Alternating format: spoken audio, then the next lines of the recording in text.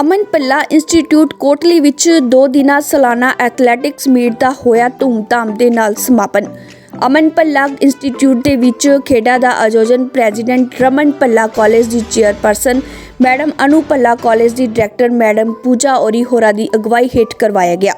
2 ਦਿਨੀ ਖੇਡ ਮੇਲੇ ਦੇ ਵਿੱਚ ਵੱਖ-ਵੱਖ ਤਰ੍ਹਾਂ ਦੀਆਂ ਕੁੱਲ ਮਿਲਾ ਕੇ 12 ਖੇਡਾਂ ਦਾ ਆਯੋਜਨ ਕਰਵਾਇਆ ਗਿਆ ਸੀ, ਜਿਸ ਵਿੱਚ ਵੱਖ-ਵੱਖ ਵਿਦਿਅਕ ਸੰਸਥਾਨਾਂ ਦੇ ਖਿਡਾਰੀਆਂ ਵੱਲੋਂ ਹਿੱਸਾ ਲਿਆ ਗਿਆ। 2 ਦਿਨੀ ਖੇਡ ਮੇਲੇ ਵਿੱਚ ਕ੍ਰਿਕਟ, ਦੌੜਾਂ, high jump, long jump, javelin throw ਆਦਿ ਕਈ ਤਰ੍ਹਾਂ ਦੀਆਂ ਖੇਡਾਂ ਸ਼ਾਮਿਲ ਸਨ।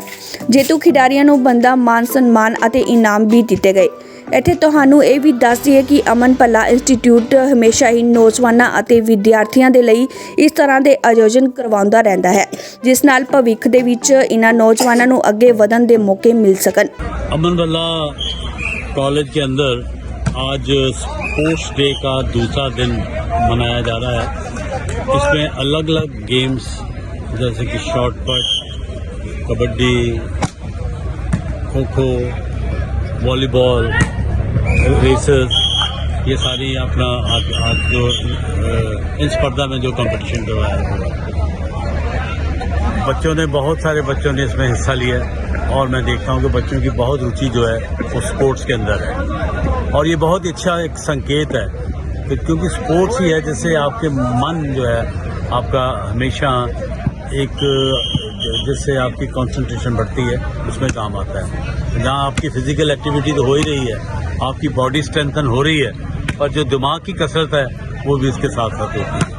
और दिमागी कसरत मैं समझता हूँ अगर स्पोर्ट्स के साथ हो तो वो पढ़ाई में और भी ज़्यादा मददगार साबित होती है। तो आज अभी फाइनल अभी होंगे और मैं चाहता हूँ कि जिसको भी ये प्राइजेस मिले वो उनको मुबारक हो बहुत ज़्यादा। जैसा कि कहते हैं all work and no play makes Jack a dull boy, ये बिल्कुल सही बात है।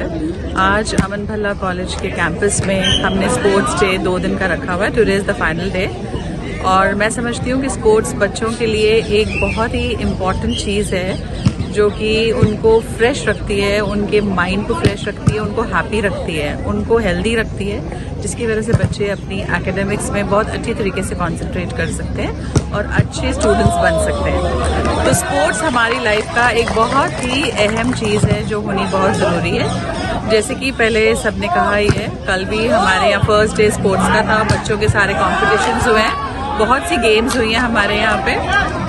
आज फाइनल डे है और आज डिसाइड होएगा कि विनर टीम्स कौन कौन सी हैं अलग अलग स्पोर्ट्स में।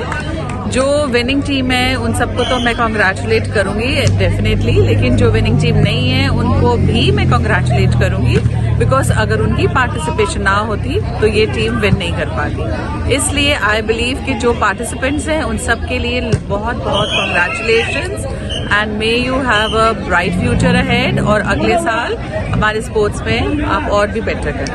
Thank you. संदीपनी गुरुकुल एकदम वैसा ही स्कूल जैसा हमें चाहिए था। ऐसा स्कूल जिसने वैदिक भारत की गुरुकुल शिक्षा पद्धति पर शोध किया और अपने आप को वैसा ही बनाया। एकदम वैसा ही गुरुकुल जैसा वैदिक काल में होता था, जहाँ राजकुमार राजकुमारियाँ व ब्रह्म स्वरूप ईश्वरीय शक्तियाँ शिक्षा प्राप्त कर अपने राज्य के उत्कृष्ट सम्राट बनते थे। भारत एक विश्व गुरु था। 530 ईसा पूर्व तक दुनिया की आधी से ज्यादा संपत्ति भारत के पास थी और फिर शुरू हुआ भारत पर आक्रमण का सिलसिला और मेरा भारत लुटता रहा, कभी धन संपदा से तो कभी ज्ञान संपदा से। हमारे गुरुकुल इतने महान थे कि इनमें दुनिया को बदल दे ऐसा ज्ञान दिया जाता था। 18 अलग अलग विषयों में शिक्षा दी जाती थी। 1858 में ब्रिटिश सरकार एक एजुकेशन एक्ट लाई। लॉर्ड मैकॉले ने तब सबसे पहले एक सर्वे करवाया। सर्वे में यह पाया गया कि भारत का लिटरेसी रेट 97% है। यह जानकर उनको बहुत हैरानी हुई और उन्होंने सभी गुरुकुलों में आग लगा दी और सभी गुरुओं को मारा गया और फिर आगमन हुआ कॉन्वेंट सिस्टम का। आओ भारत को जागृत करें, ऋषि मुनियों के ज्ञान को बचाना है और अपनी आने वाली पीढ़ी तक पहुंचाना है। एक दूसरे का साथ दे और आधुनिक युग के भारत को विश्व गुरु बनाने वाली गुरुकुल शिक्षा को उजागर करें। बच्चों में coding, artificial intelligence, application development, ethical hacking, public speaking के साथ साथ ब्रह्मचर्य, मंत्रोच्चारण, निर्भय तथा सत्य जैसे दैवीय गुणों के संगम से प्रत्येक विद्यार्थी को महानता की ओर ले चले।